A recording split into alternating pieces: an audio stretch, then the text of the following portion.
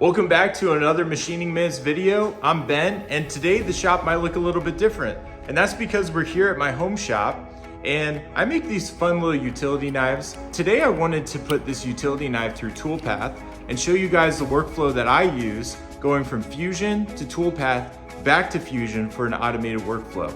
If that sounds like something you're interested in, stay tuned and I'll show you exactly how we do it all.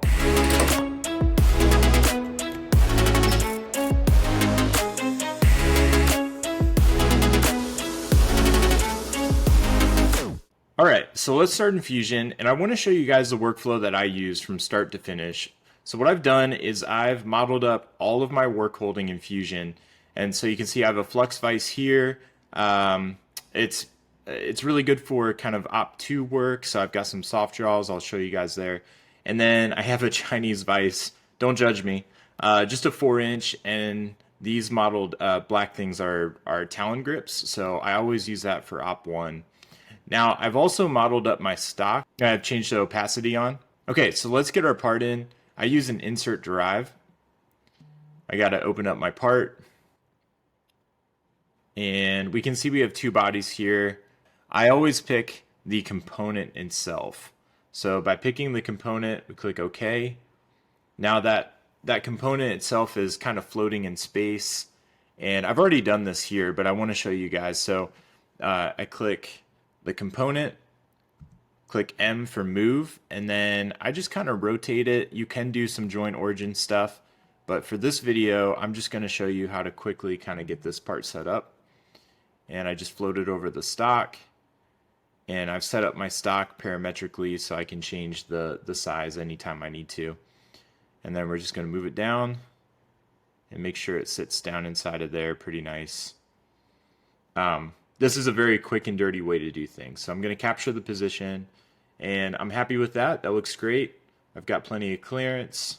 Looks really good. So then what I do, in order to get rest machining to work properly, is I'm going to actually copy the component.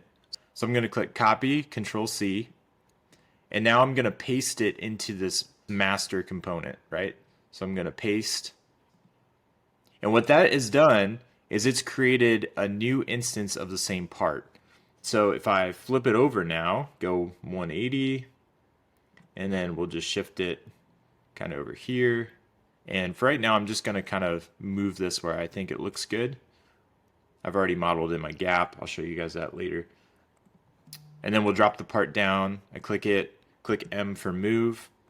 And I'm just gonna bring this down right about there. Now, sometimes what I do is I will use an arrange. So let's go ahead and capture that position. But I'll use an arrange, which I think is right here. And I can click this face to this face, and that will just make it flush. And that just gives me a starting point, and then I'll move it. I'm sure you can do this other ways, but then I'll just move it up. Let's just say we want to go 50 thou. So now we know our part is exactly 50 thou above. We're going to be able to hit our chamfers perfectly. I'm very happy with that. Cool. So now we have our two parts oriented. So the next thing we do is we go into manufacture. And now I'm going to create two setups. So let's go to create setup. Let's just work on op 1, which is in this vise. Now for my model, I'm going to make sure I actually select the component itself and not the body. That's really important if you want your rest machining to carry over. For fixture, we can just select all these pieces. You could do it by component. This is quick enough, right? And then for stock, I'm going to click from solid and then select the body of my stock. All right, so that's good. And then you would also set up your work coordinate system, which I always program off of a fixed point as my 0 point. So what I do is I go from selected point and then select the point that I've already probed off of, and I just make sure my orientation is correct. So that all looks good. I'm very happy with that. And now for setup 2, which this automatically became setup 3. So we'll call this setup 1. I'm just going to duplicate this to get us a head start, and I'm going to name it setup 2. Great. I'm going to edit. I'm going to still program off of that 0 point, but now we're going to work on our op 2. So I'm going to select the new component.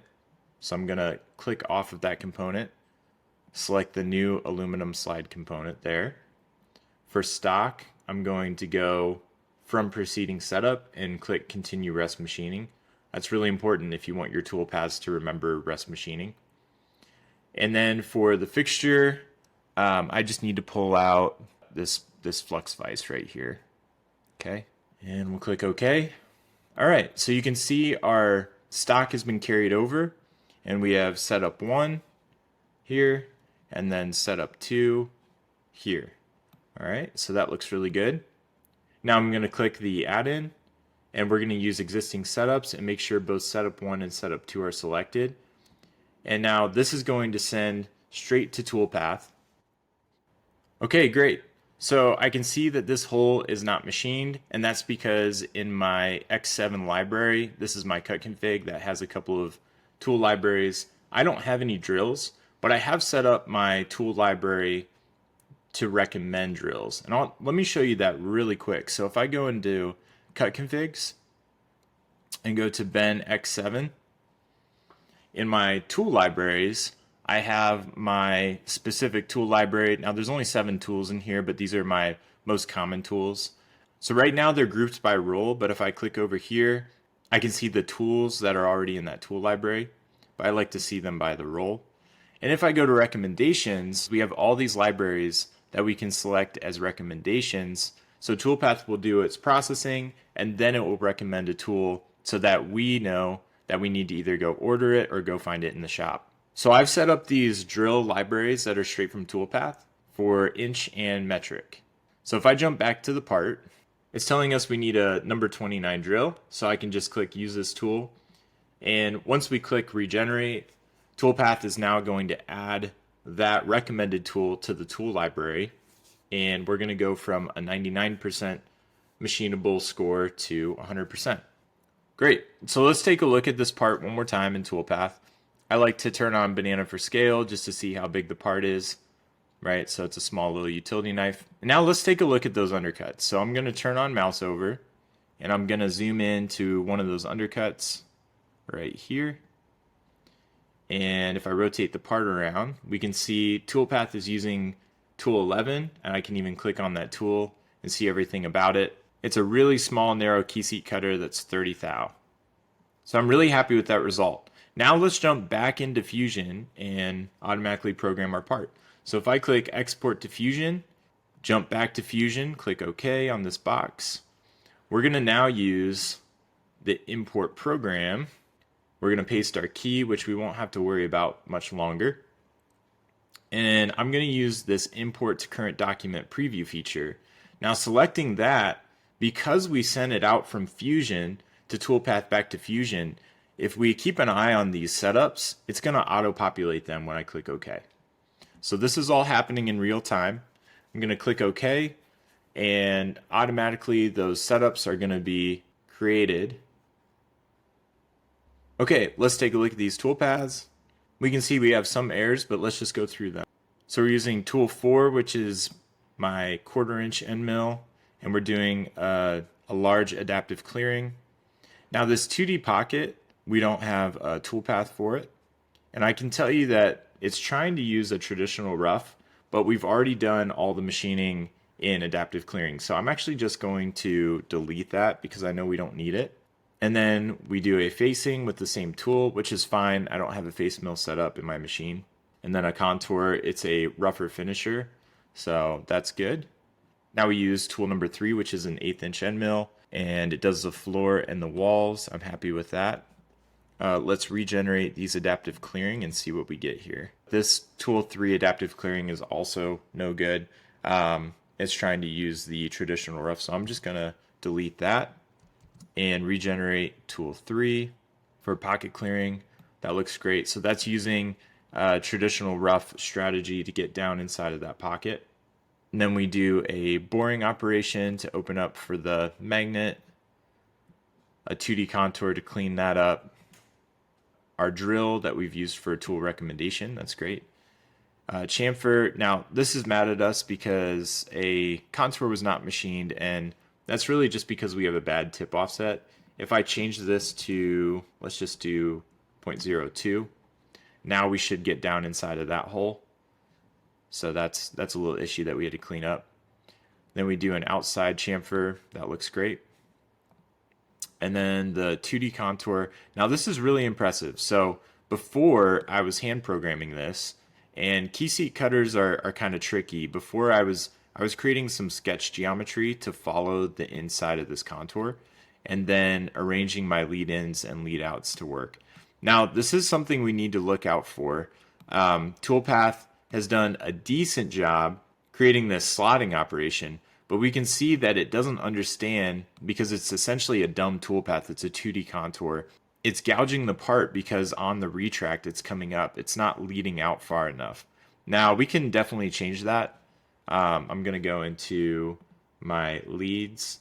So I'm going to make this, let's do 0.125 and see how that looks. There, that's much better. So now we're not getting that gouge. We're coming back on the undercut and we're not breaking our tool. So there's a little bit of work that we had to do there. But overall, that just definitely saved me a lot of time from creating the sketch, creating a trace operation, and then offsetting the tool itself. So let's get Op1 set up and this program posted out, and we'll start making some chips.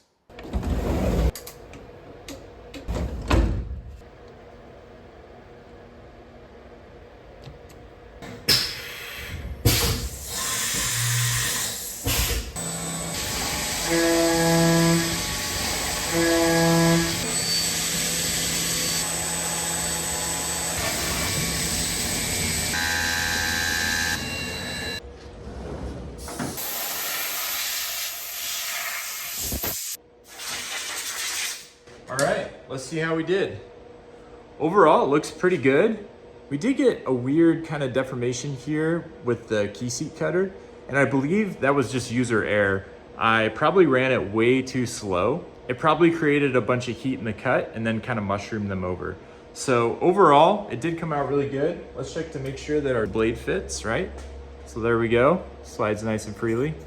So I am gonna remake this part off screen. I'll figure out what's going on with the key seat cutter. Maybe I just need a new one. Anyway, if you guys are curious about trying out Toolpath, we have a 14-day free trial. I'll put the link down in the description. In the next video, we'll work on programming Op2 and SoftJaws with the help of Toolpath. If you like this video, make sure to give it a thumbs up and let us know what you want to see next. And I'll see you in the next Machining Minutes video.